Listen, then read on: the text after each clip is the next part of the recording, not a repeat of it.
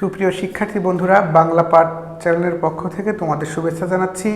তো বন্ধুরা, আমরা প্রায় দেখে থাকি বাংলা বানানে কখন মূর্ধন্য স এবং কখন দন্তেন্য স দিয়ে লিখতে হবে তা আমরা প্রায়ই ভুল করে থাকি। তো আমি আজকে কথা দিচ্ছি তোমাদেরকে, আজকের ক্লাসটির পর মূর্ধন্য স এবং দন্তেশ্বর ব্যবহার নিয়ে কোনো সংশয় থাকবে না বন্ধুরা। চলো দেখে আসি। যেমন বলছি, দন্তেন্য স বাংলা বানানের মধ্যে কখন দন্তেন্য স হবে? বাংলা বানানের মধ্যে যখন দন্তেশ্বর পূর্বে অ, আ, এ, ও এই উচ্চারণগুলো আসবে তখন মূর্ধন্য স হবে না, তখন হবে দন্তান্ন স। যেমন আমরা বলছি তিরস্কার, দেখো দন্তেশ্বর পূর্বে কিন্তু তীর অর উচ্চারণ করছে, ঠিক দন্তেন্য রাগভূতে তীর বানানে অর উচ্চারণ করার কারণে এটা তিরস্কার দন্তেশ্বর দিয়ে হবে।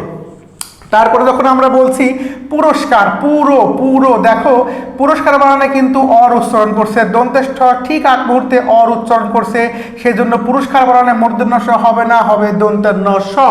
ঠিক আছে বন্ধুরা।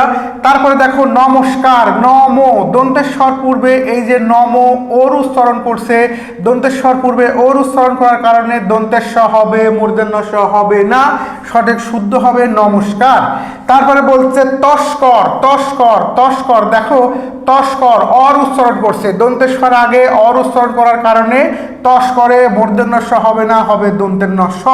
বলছে ভাস্কর দন্তেশ্বর আগে আর উচ্চারণ করছে, ভাস্কর এই জন্য মূর্ধন্য স না হয়ে হবে দন্তেশ স। তারপরে বলছে পোস্ট মাস্টার, দেখো পোস্ট মাস্টারে প্রথমে ও দন্তেশ্বর আগে ওর উচ্চারণ হওয়ার কারণে দন্তেন্য স, এবং মাস্টারে আর উচ্চারণ করার কারণে দন্তেশ্বর আগে মা আর উচ্চারণ করছে, এই জন্য দন্তেশ স হবে।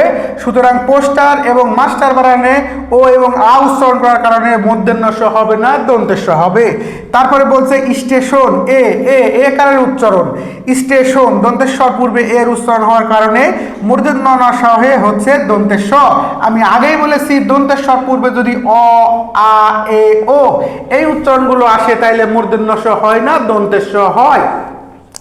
দেখো বন্ধুরা, মূর্ধন্য স্বর মধ্যে যদি হ্রস্বইকার, দীর্ঘইকার এবং হ্রস্বকার এই উচ্চারণগুলো এসে থাকে, সেই ক্ষেত্রে আমরা দন্তেশ স ব্যবহার করব না, তখন ব্যবহার করব মূর্ধন্য স।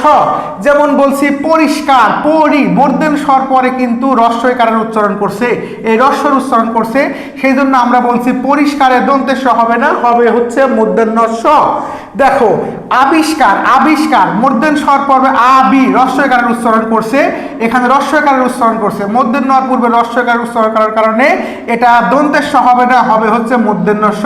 তাহলে আবিষ্কারের বানানে সঠিক হবে আবিষ্কার, মূর্ধন্য স।